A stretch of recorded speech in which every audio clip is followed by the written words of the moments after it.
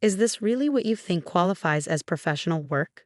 My father-in-law tossed my presentation across the conference table, papers scattering like autumn leaves. This is why women shouldn't handle important accounts. The words hung in the air of the executive boardroom. No one spoke. The other directors, all men, all friends of my father-in-law, studied their notepads with sudden interest. I spent 3 weeks researching that proposal, I replied, keeping my voice steady despite the humiliation burning my cheeks. The client specifically requested innovative approaches, which is exactly what I delivered. Richard Parker, founder and CEO of Parker Financial Advisors, adjusted his gold cufflinks and smiled with practiced condescension. Natally, dear, clients say they want innovation, but what they actually want is security. 30 years in this business has taught me that. My husband Daniel, sitting beside his father, cleared his throat. Dad's right, Nat. Maybe stick to the smaller accounts while you learn the ropes. I was 34 years old with an MBA from Wharton and 7 years of experience before joining the family firm. There were no ropes left for me to learn. The Westbrook account is mine, I stated firmly. I brought them in. They specifically asked for me to handle their portfolio. And now I'm specifically telling you that Harrison will take over, Richard replied, nodding toward his nephew who had joined the firm straight out of his undergraduate program just 18 months ago. This discussion is closed. I gathered my scattered presentation while the meeting moved on to other matters. This wasn't the first time Richard had undermined me since I joined Parker Financial 3 years ago, shortly after marrying Daniel. It wouldn't be the last. At home that evening, I tried again to make Daniel understand. Your father deliberately humiliated me in front of the entire board. He's been sabotaging my work since day one. Daniel loosened his tie and poured himself a scotch. You're being dramatic. Dad's tough on everyone. It's how he built the company. He's not tough on Harrison, or on you. Just on me. That's different. We're family.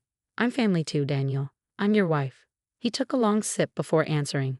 It's not the same. You're family by marriage, not by blood. There's a difference. The words stung more than they should have. I'd heard variations of this sentiment from Richard countless times, but hearing it from my husband cut deeper. So I'll never truly be part of the inner circle, is that it? I asked.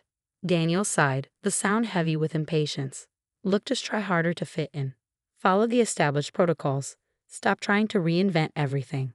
The established protocols are outdated. We're losing younger clients to more progressive firms. Dad knows what he's doing, Daniel insisted.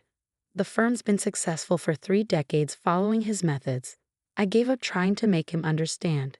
Daniel had spent his entire life in his father's shadow, seeking approval that always seemed just out of reach. He couldn't see the manipulation, couldn't recognize that Richard's tough love was actually toxic control. The next morning, I arrived at the office early to find Richard already in my office, going through my files. Can I help you with something? I asked from the doorway. He didn't even pretend to be embarrassed at being caught. Just reviewing the Johnson portfolio. Harrison mentioned you've been suggesting some unconventional investment strategies. Harrison should be discussing my clients with you behind my back. Richard straightened, fixing me with a cold stare. Everything in this firm is my business. The sooner you understand that, the better. As he brushed past me, he added, We're having dinner at our house tonight. Eleanor is expecting you at 7. Don't be late. It wasn't an invitation but a command. My mother-in-law Eleanor's dinners were elaborate affairs designed to showcase her perfect home, perfect cooking, and perfect family. They were also opportunities for Richard to continue his criticism under the guise of friendly conversation. Actually, I have plans tonight, I lied. Richard stopped, turning slowly. Cancel them. Family comes first at Parker Financial. His tone made it clear. This was another test of loyalty that I was already failing. I arrived at their mansion at precisely 7 o'clock that evening. Eleanor greeted me with air kisses and insincere compliments about my dress before immediately criticizing the way I'd styled my hair. It's so severe pulled back like that, she said, reaching to loosen a strand.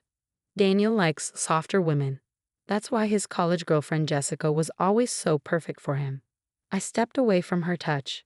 Daniel married me, not Jessica. Eleanor's smile remained fixed. Yes, well, decisions made in haste often need adjustment over time. The dinner was predictably uncomfortable. Richard dominated the conversation, frequently referencing company matters that had been handled before your time, Natalie, or that were beyond your current understanding of our business model. When I attempted to discuss the innovative portfolio strategy I developed for a new tech industry client, Richard cut me off. "Let's not bore everyone with technical details," he said dismissively.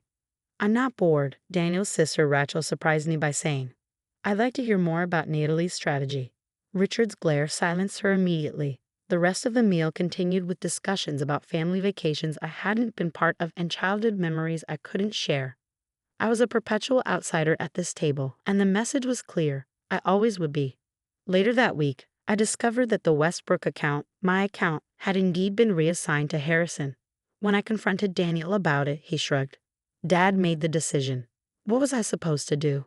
Stand up for me, support your wife, be a partner instead of your father's yes man?" Daniel's face hardened.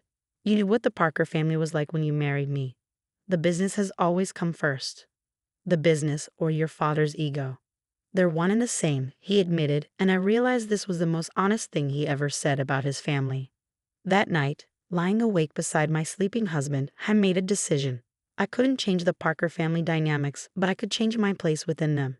The next morning, I requested a meeting with Richard. He kept me waiting for 45 minutes before his secretary ushered me in. "Make it quick," he said without looking up from his computer. "I have a lunch meeting." "I'm resigning," I stated simply. That got his attention. His head snapped up, eyes narrowing. "Is this some kind of negotiation tactic? Because it's childish and unprofessional." "No tactics. I'm giving my 2 weeks' notice, as my contract requires." Richard leaned back in his chair, studying me. "Does Daniel know about this little tantrum?" "This isn't a tantrum. It's a business decision. And no, I haven't told Daniel yet. I wanted to follow proper protocol and inform the CEO first." A smirk played at the corner of his mouth. "He won't support this, you know. His place is here, with the family. That's for Daniel to decide." Richard's smirk blossomed into a full smile. "You really don't understand, do you? Daniel is a Parker. This company is his birthright. He will always choose us." "Perhaps," I conceded. "But that's a separate issue from my resignation." "Is it?" Richard stood, circling his desk to stand over me. "Let me be clear. If you leave Parker Financial, you're walking away from everything. The family connections, the social standing, the financial security. Daniel won't choose you over all of that." I met his gaze steadily. "Again, that's Daniel's decision to make. My decision is already made." When I told Daniel that evening, his reaction was exactly as his father had predicted. "You can't quit. What will people think?" he exclaimed. "I don't care what people think. I care about being respected for my work." "This is about Dad, isn't it? You're just doing this to spite him."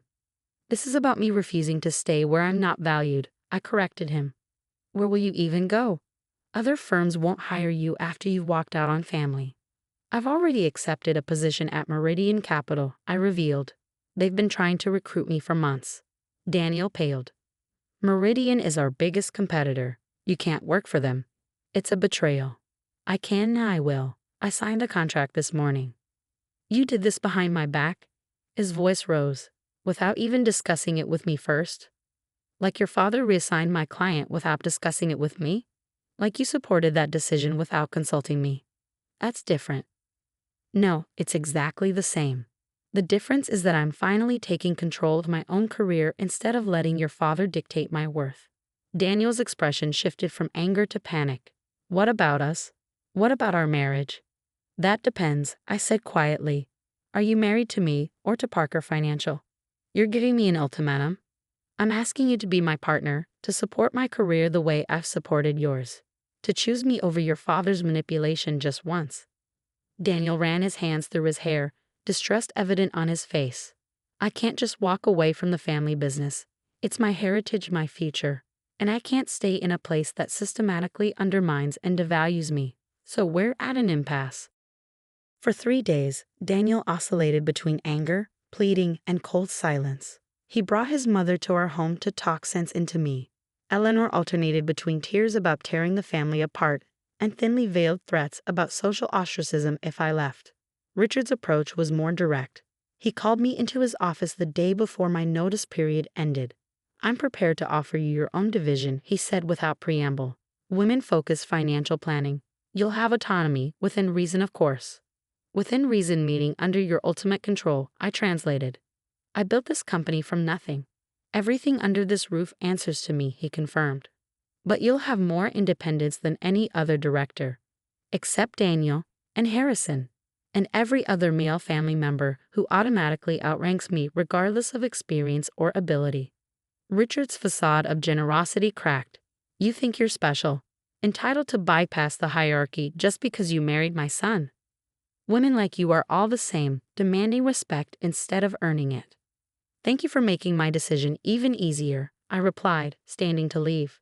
My resignation stands. If you walk out that door, don't expect to come back. Not to this company and not to this family. I smiled for the first time in weeks. That sounds perfect. Daniel was waiting at home when I arrived, his expression grim. Dad called me, said you refused a very generous offer. A demeaning offer designed to put me in my place, I corrected. A women's division. That's segregation, not promotion. It was a compromise, Daniel argued. He was trying to meet you halfway. There is no halfway between respect and disrespect, Daniel.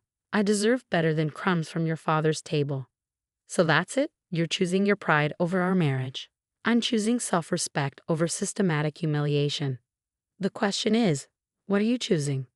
The answer came the next morning when I woke to find Daniel gone, along with his essential belongings. A note on the kitchen counter read simply, I can't turn my back on my family legacy. I'm sorry. I felt a strange sense of calm as I read those words. There was pain, certainly, but also relief. The constant pressure to conform, to be smaller than I was, to accept less than I deserved, it was finally over. 2 months later, I was thriving at Meridian Capital. My innovative investment strategies, the very ones Richard had dismissed, had already attracted several significant new clients. I had my own apartment in a different part of the city, far from the social circles the Parkers dominated. The divorce proceedings were underway, relatively amicable given the circumstances. Daniel had chosen his father's empire over our marriage, exactly as Richard had predicted. What Richard hadn't predicted was how liberated I would feel. One evening after work, I received an unexpected call from Rachel, Daniel's sister. Can we meet for coffee? She asked, her voice hushed as if she was afraid of being overheard. We arranged to meet at a quiet cafe the following day. Rachel looked nervous, fidgeting with her napkin as we exchanged awkward pleasantries. I wanted to tell you that I admire what you did, she finally blurted out, standing up to Dad. No one does that. It cost me my marriage, I reminded her. She nodded sably. I know, but you're free now. And I? She hesitated. I'm thinking about leaving too. The family business. All of it. The business, the family dinners, the constant criticism. Dad's been worse since you left. Now I'm the only target available. I reached across the table to squeeze her hand. What would you do instead? I have a degree in environmental science that I've never used. There's a conservation nonprofit that's been trying to recruit me for their board. That sounds perfect for you. Dad would disown me, she whispered. Probably, I agreed. But is his approval worth sacrificing your own happiness? As we continued talking, I realized that Rachel was where I had been just a few months ago, trapped in the golden cage of Parker family expectations. The difference was that she had watched me escape, had seen that there was life beyond Richard's control. 2 weeks later, Rachel resigned from Parker Financial. Richard was true to his word. He cut her off completely, financially and emotionally. Daniel, predictably, sided with their father. But something unexpected happened. Harrison's wife Melissa reached out to both of us, confessing her own misery within the Parker dynasty. Then one of Richard's sisters, long relegated to a symbolic role within the company despite her financial acumen, made contact. What had begun as my personal exodus became something larger, a quiet rebellion of the women who had been sidelined, dismissed, and controlled by Richard Parker and his patriarchal empire. We started meeting regularly, first just to support each other through the social and familial fallout, but soon for more. Rachel secured her position with the conservation nonprofit. Melissa returned to medical school, a dream she'd abandoned when she married Harrison. Richard's sister Vivian started consulting for investment firms that actually valued her expertise. As for me, 6 months after leaving Parker Financial, I was promoted to Senior Investment Director at Meridian. My client portfolio included 3 major accounts that had transferred from Parker Financial specifically to continue working with me. I heard through industry gossip that Richard was furious about the defections, had even accused me of client poaching despite the non-solicitation agreement I carefully honored. The truth was simpler. Clients recognized value and integrity, even when family did not. 1 year to the day after my resignation, Rachel, Melissa, Vivian, and I met for dinner to celebrate our independence. As we shared stories of our successes and struggles, I realized we had created something Richard Parker would never understand. A family based on mutual respect rather than obligation and control. To freedom, Rachel proposed a toast, raising her glass. To choosing ourselves, Melissa added. To new beginnings, said Vivian. I smiled at these women who had become more truly my family than the Parkers ever were. To all of us, I said, and to whatever comes next. Whatever came next would be our choice, not Richard's. That was victory enough.